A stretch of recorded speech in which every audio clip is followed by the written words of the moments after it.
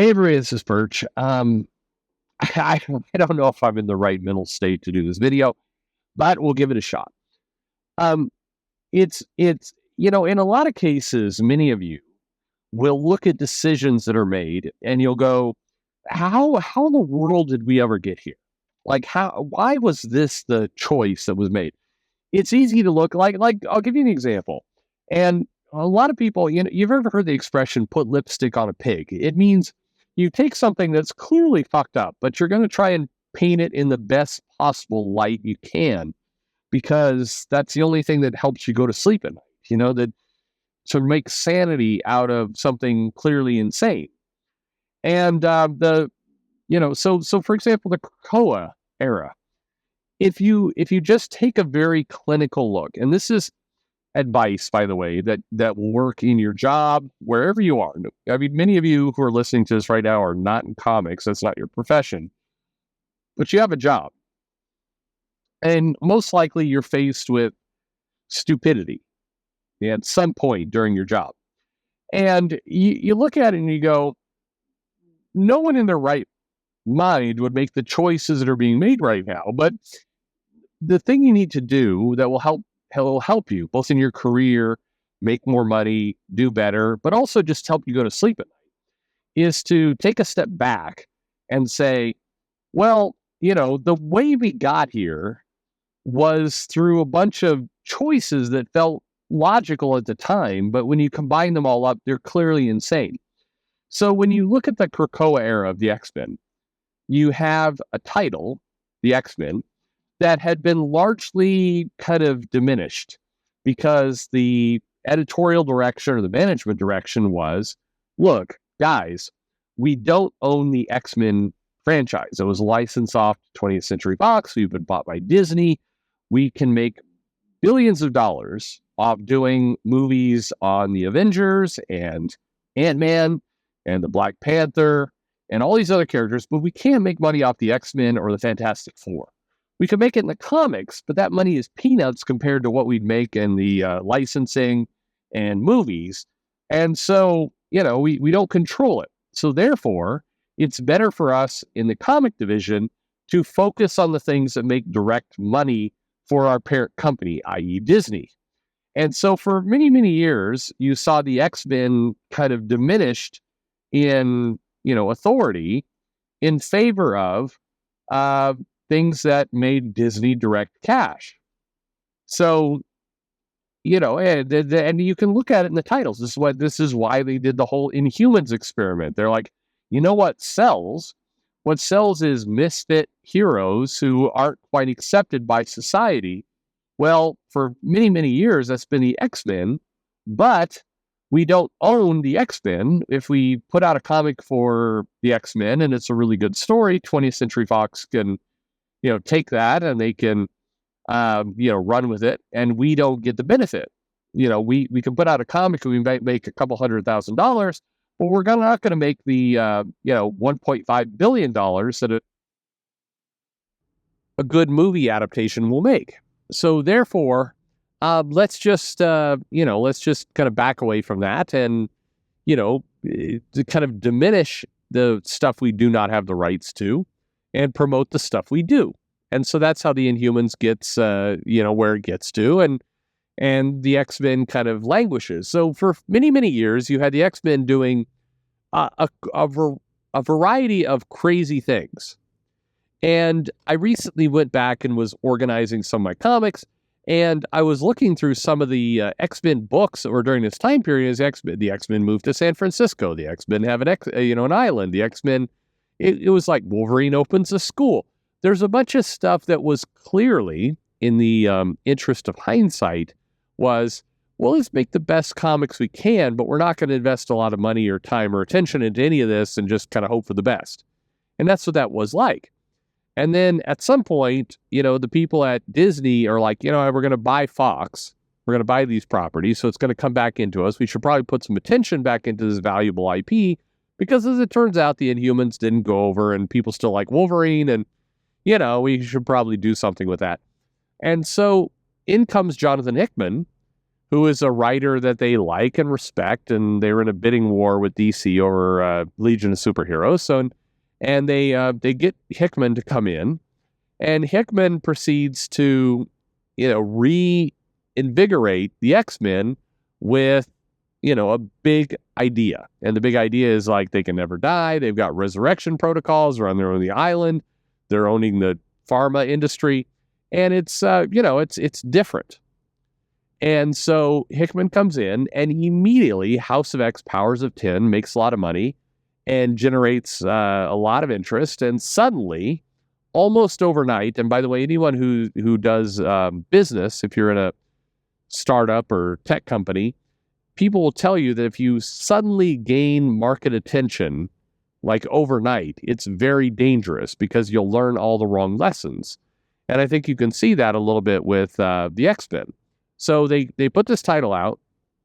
It gets a ton of interest, ton of good press. They sell tons of copies. Suddenly people are going to the comic store desperate to read the next chapter, which is what happened with Hawksbox. And then, Hickman's plan is like, and then we'll get 6 comics to come out of it. And you could see that the time period to really look at is between, the initiation of X-Men #1 and December, January, about 5 to 6 months. You had the original comics coming out with Ben Percy, Teenie Howard on Excalibur, Brian Edward Hill on Fallen Angels. And you had these books coming out, and about 6 months later, suddenly Marvel has doubled the books coming out. You've got all these additional comics that are suddenly spawning out of nowhere. And, a bunch of other creators from the House of Ideas. Suddenly Steve Orlando's in here. Jerry Duggan was in from the beginning with Marauders, but suddenly he's doing more. And you suddenly get more and more books. And if you're looking at this and you're like, in August, you're very excited about Hawksbox and everything that's happening. By February, you're like, man, this seems like a fuckload of books. And if you go back into my archives in the library of Perch videos, you'll see this happen in real time of me going, hey, these are really good books, to, 6 months later, like, what the fuck are they doing? Suddenly they're like trying to double the line. And then you get the Hellfire Gala and you get all this other crap. And it implodes on itself. Now, you can go to Apt or AIPT and you can go to a bunch of sites that are still like, masturbating to the Krakoa era about how amazing it was, but the sales don't reflect that. The sales reflect kind of common sense, which is the whole premise collapsed in on itself. And that's where you get to, it was a dumb idea. The original initiation, which was, let's create a buzz, let's get the rights back, let's do something really different and powerful, turned into, let's squeeze every penny we can have from this stone. Now, the Krakoa era is wrapping to a conclusion, and Marvel can paint whatever they want about, like the super successful Krakoa. It wasn't. The sales largely dropped somewhere around month 6 to year 3 in these comics. We'll do the sales analysis at some point. I'll put the numbers up on the board, and you can see everything kind of shrunk, and they kept throwing more and more and more titles on the table in a desperate attempt to try and squeeze every penny they could out of it. And now Brevoort's coming in, Jordan White's out, Brevoort's in, and we're going to have a new era of the X-Men. And this is going to launch here, the new series and the stuff over the next 3 months is going to play out. And then we'll get a brand new relaunch of X-Men, and we'll get the new era. And from talking to people inside of Marvel, it's cursed from the very beginning, because Marvel is going, hey, we really need, 12 comics selling around 40 to 50,000. That's the metric we're trying to hit. Now, if you're trying to create a sustainable business, the goal that you want to set to your creators is, we need to have a good, critically acclaimed book that people really want to buy. But that's not the goal. The goal is, get 12 books on the shelves that are selling between 35 and 45, kind of in that range of of comics, 35,000 to 55,000, kind of in that range of comics a month. And so if you're Tom Brevoort, you're looking at this going, I've just got to somehow get this line relaunched and then get a shitload of books. 12 books is a lot. Now, Marvel pumps out, like 80 books a month, but 12 books, I want you to just consider for a moment, if you were to start a comic company from zero, right? You're doing it right now. And suddenly your goal is 12 monthly comics a month.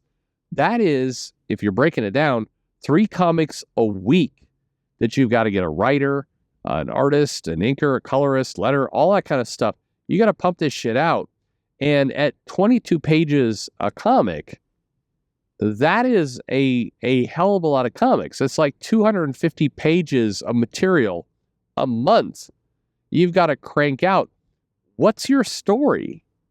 And meanwhile, you're dealing with trying to pay as little as possible to the creative talent to do this. And you're trying to, like right now, it sounds easy. A lot of us will sit here and kind of backseat quarterback or drive a lot of these comic decisions. But think, if you will, if you had to fill 250 pages of X-Men books a month, what are you doing? Like, seriously, what are you doing? Can you do that? Why would you want to do that? Like, right now, if you're like, okay, I want you to pause this video, or at least, contemplate after it ends in a minute or two. You are now in charge of writing and, spearheading the X-Men line, and you've got to produce 200 plus pages a month. How? Cyclops is leading a team of X-Men and the Sentinels are doing something and Emma Frost is a whore. I mean, I don't know. What are you doing? Like, how do you do that? That's an insane amount of pages that you got to fill a month. I like Claremont, and I absolutely love, I liked the Dark Phoenix saga. Everybody likes Dark Phoenix saga, but what I really loved was Uncanny X-Men issue 150 to about 250. That 100 issues of comics are brilliant. The amount of ground that was covered there was insane. But just for the moment, if you think about 100 issues, 100 X-Men issues at 22 pages, okay, that, what, 20,000 pages? Is that right? 2,000, hang on, to 200, 2,000 pages. Anyway, I'm doing math terribly right now. If that's the Krakoa era of the X-Men created more pages, more single pages of comics for that lineup than the entire Claremont run. No shit. Do the math. How in the hell are you supposed to create 12 X-Men comics a month with that volume of material and try and have it make any sense whatsoever? When Claremont was writing the X-Men, and we all love that guy, we're talking about 1 year of Chris Claremont X-Men comics every month. 1 year. It's absurd. No good quality comes out of that. And that's, quite frankly, the problem with comics today is you're just vomiting out material, and there's no way to get... I'm sorry, for whoever the writers are, Gail Simone, God help us, David Pepos, I don't know, whoever the fuck is coming into this thing. The people who are signing on to be part of the Tom Brevoort X-Men run, I feel bad for you. God help you. You have to produce a volume of comics and material that is equivalent to an entire year of Uncanny X-Men in the 80s in a single month or less. Because they're going to do giant-sized, any chance they can get. There is no way in any kind of sane world that good quality comes of that. It's impossible. And so the problem with the comic industry of where it's at today is it's stuck in a world where it's got to generate a volume of material that does not equate to any sense of quality.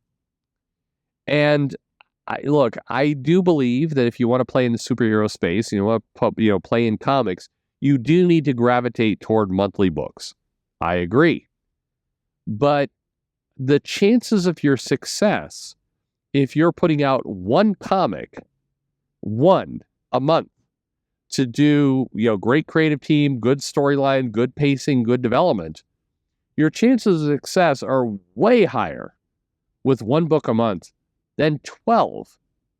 But the way Marvel operates, and DC, frankly, is the same position. Batman's got to generate, 200 pages of shit a month in order to make the numbers work. You're done. There's just no way. By the way, a lot of you listening to this video, you're fans. You're like, Perch is being funny. There's some comic creators here who every now and then comment on my videos. You guys are like, I guarantee right now you're nodding like, yeah, this is bullshit. That is the problem with comics. The expectation for volume is in complete misalignment to the level of quality that can be produced. Just facts. Anyway, that's my rant for tonight. Thanks for listening.